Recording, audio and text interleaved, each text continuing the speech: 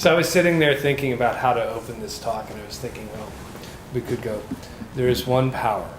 That presence is right here, right now. We are all living as a divine expression of love. Does that feel right? There you go. Whoa! God, life is good! Which do you want? Somewhere in between, right? That might be a little big, but you know, the point is, we build the prison that we live in with the thoughts that we hold on to. Right? We build our own box that we have to live in because they're the thoughts we keep telling ourselves. I'm not good enough. I can't do that. What if they don't like me? You know, what if I embarrass myself? I mean, this is the bounds of the cell that we're living in this world. Now, do you think that for one moment, spirit is bound to anything? This is the power that created everything. You know, from particles of energies, the vastness of the universe. And I'm going to use my Hubble reference here. If you want an understanding of how vast the universe that we know about is, go look at the Hubble Ultra Deep Field Shot. It's on the NASA website. You cannot miss it. They took the Hubble telescope, our most powerful visual tool that we have in science today, pointed it at a speck in the sky that they thought was empty. They thought it was empty. They looked around. I mean, you know, like all of the astrophysicists and, you know, astrologers went and looked, and they found the spot that they thought was empty. And they pointed at what was essentially, if I were holding a grain of sand this far away, that's the ratio of the Hubble telescope looking at this point in space. And they found thousands and thousands of galaxies in that one little point in space.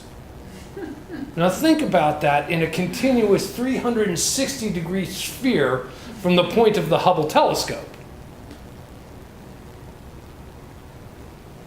Is that a bounded power? No, that's a limitless source that has all of the order and the intelligence to create all of this so that the planets stay where the planets are supposed to be. You know, we get grounded and, you know, don't go floating off into the space. All of this stuff, your cells and your body know what to do. From the time you get, from before you actually get to experience the air on this planet, those cells are dividing and knowing what to do and building and creating and circulating and assimilating and eliminating in perfect order all the time. Do you have to think about your breathing? This is all going on right now. You know? This is the power and the presence that is screaming out, woo, yeah, life is good. Life is here for our enjoyment. But not if we aren't open to a new idea. It's really that simple. When we fill our minds with all of the old hurts, worries, experiences of the past, how much room do you have for the experience of the moment? Or the contemplation of the limitless potential of the future? Now, some of us are getting older.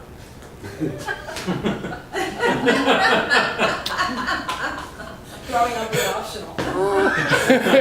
Growing up is optional. I'll take that one. Some of us are getting older, and this is an interesting time of life, you know, because as you add experiences in your life, and your life gets longer and longer, and you have more and more experiences building up. Listen to me, young people back there. More and more experiences build up that we seem to take as the reality of our lives. Okay? And yes, they may have happened. And yes, we had opinions about them. And yes, they may have even hurt.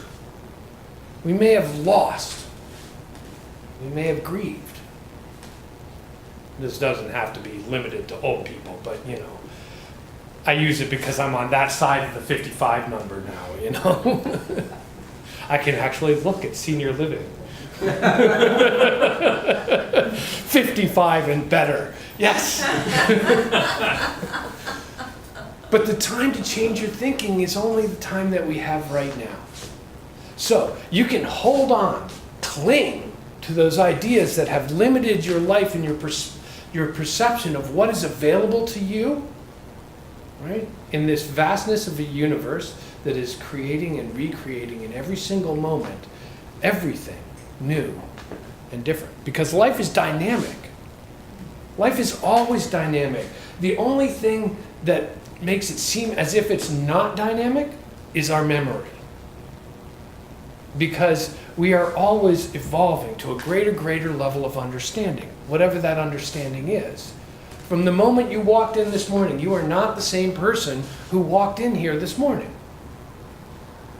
You weren't the same person who got left wherever you came from to come here. Because the planet has moved. The universe has shifted. Everything has moved. The particles of energy and matter that are in your body are not the same ones that were here when you left for coming here this morning. Right? You've been interacting with the planet the entire time. It's called breathing. Right? Which means that parts of this universe are flowing into you that were in, Alpha Centauri this morning. Or something like that.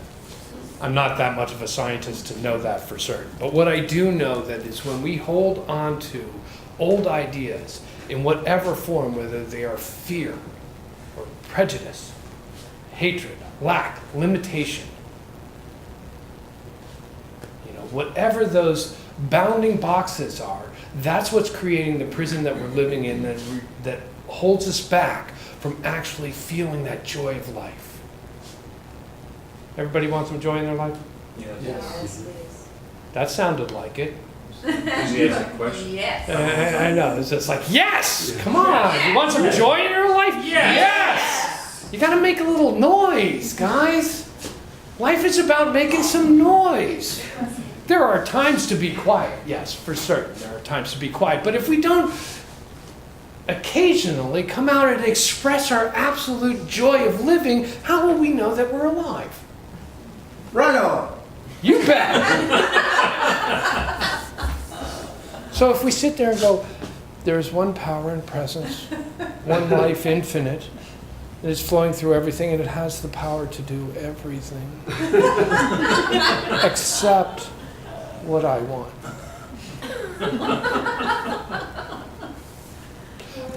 That's the power for us to use to build our own prison. See, the law doesn't care what we do with it. It really doesn't. You can build a prison with the law in the same way you can build freedom with the law. The law is just responding to the thoughts that you have. Right?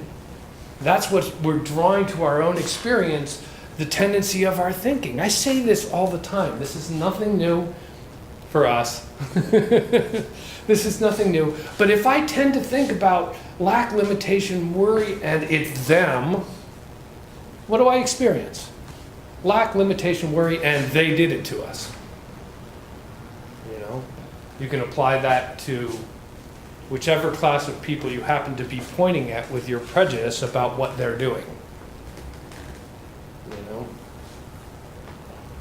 And everybody's got a couple of them. Anybody here prejudice free? Yeah. I got some against a couple of people. And you know what I realized? My cup is not running over. That I have filled my mind with thoughts that are not allowing in thoughts of love, forgiveness. The reading. If we don't forgive, guess who gets to suffer with that? Ourselves. Yeah. I mean, forgiveness is the work we do on ourselves to free ourselves from the bondage of some idea that this isn't how God intended it. I got some insight for you. This is exactly how God intended it. You know how I know?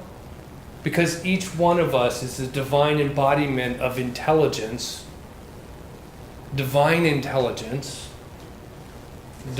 love. Each one of us. Not some of us who happen to come into New Thought Philadelphia on Sunday mornings. But each one of us is an embodiment of a divine idea. So what's going on in the world right now is the opportunity, and you can pick whichever part of the world right now you need to apply that to, right? Where you need to focus your forgiveness so that you can come to a greater idea of love and understanding. You can put it there and have the opportunity to recognize that some portion of the divine plan is to provide the contrast from whichever point you have taken so that you can move beyond the contrast. All right? So we're not going to take politics. Let's take something simple. Right? Let's take terrorism. That's simple. That's simpler than politics.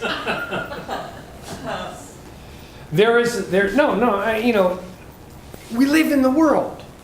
We live in the world. If we don't address these things, then we maintain our prejudice and sit on our purple pillow and say, I'm okay, without addressing the world. We are here as the embodiment of divine consciousness, to be guided by that inner spirit to whatever we stand for in life. And so, if somebody decides that strapping on a bomb is the only way to express themselves, I don't agree with that. I certainly don't agree with that. But if I want to look at it lovingly, I have to turn and say, what brought some person to the point of pain to the level that they felt that strapping on a bomb was the only solution that was going to get hurt? So maybe we need to go back one more and say, how does love play into this?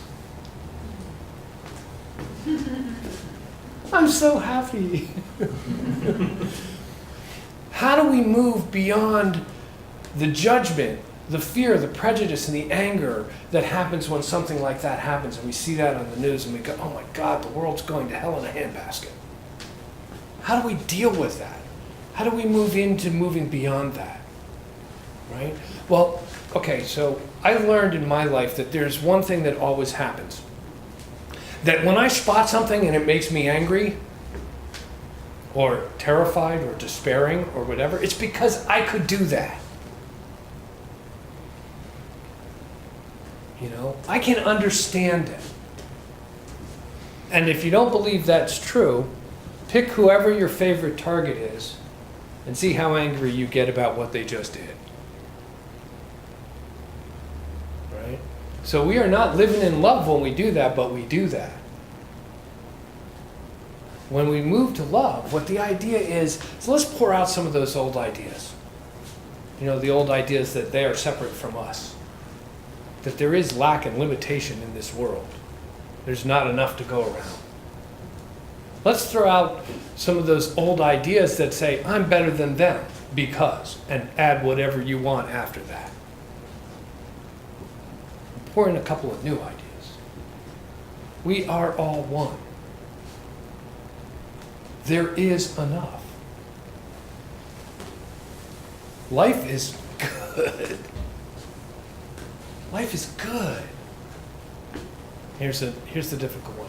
It's my job to make it that way. Right? This is new thought in action. Is when we take that loving idea, that guidance that we get when we sit in meditation, we do prayer work and realize a truth back of any condition, that there is only love. That there is only life and spirit, and we are a part of it, and we are active parts of it. We are not the passive parts of it. The piano is a passive part of it. This podium is a passive part of it. We are the active, conscious parts of life. Our animal friends are active parts of it. Right? I noticed that this morning when my cat, he does cat yoga. You ever seen cat yoga? It's like when they lie on their back and the legs just go like this. You know? And he's sitting there this morning as I'm meditating, and I kind of cracked an eye because he was making a little noise. He was kind of doing this little grunting thing, and his paws were going like this. And I realized he was dreaming. That's consciousness. That's our animal friends being conscious, living a life outside of their physical form. Because here's this cat. I wonder what the mouse looks like. I really do. You know? He was having a good old time, you know. And so our animal friends are part of this, but we are the active parts of life on this planet right now. Right? The conscious parts of life. So we can choose to get rid of the thoughts of hate and prejudice and fear and choose to actively be in love. Doesn't that sound good? To actively be in love? You know, in all of the ramifications of that, to recognize that every single person that we run into, think about, see, have heard about, may have read about, thought about in the past, is the divine incarnation of life itself, expressing the beauty of its own being in a unique and wonderful way. Especially those we have negative feelings about. And that leads to thoughts of how do we resolve the issues that are causing people to do terrible things. Something in their life got them to a point of clarity of understanding for what they understand. And what our job is to understand and to love beyond the rationale that we come up with for whatever they did. That's the new idea. And then to take that new idea and actually act upon it. Right? So if that means getting out in the street and hollering, hell no, we won't go. Whatever. That was an old one. See, that's what I meant by the age thing. Or whatever it is, you know, whatever moves you to be love on the planet is what tips the balance away from what we consider insanity. You know, towards sanity, towards compassion, towards love, towards equitable living for all, towards that distribution of resources that allows for everyone to shine their light without having fear of death and starvation. There is enough. When we recognize that there is enough, that is the beginning point at which we can start doing something about it. And as long as we are acting out of fear and the idea of lack of limitation, we cannot get to a place of love, equitableness, and openness, and freedom. Because you can't get to a new place with an old idea. You just can't get to a new place with an old idea. You know? One way to do that is to meditate regularly. I suggest twice a day. People go, twice a day? I can't even get 5 minutes. I've always been wondering about that. Okay. Peace, joy, and harmony. Sound good? Could be yours for 10 minutes a day. Oh wait, you don't want to do that? Really?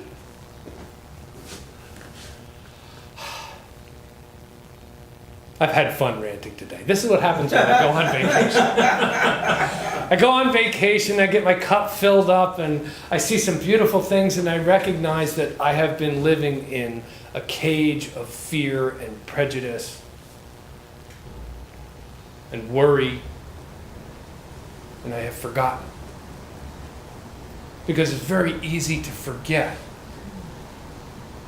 that the divine idea is expressing itself through me and as me, as it is expressing through each one of us right now. Not sometime in the future, not some distant past that we're holding on to, but in this very moment, Spirit is living through us, as us. And that's true of everything that we encounter. And when we can get to that idea, when we can walk through the day with that idea, then that idea buoys us up to recognize that everything that comes into our experience is a sacred experience. And we can go, woo! Life is good. And so it is. So it is. So it is.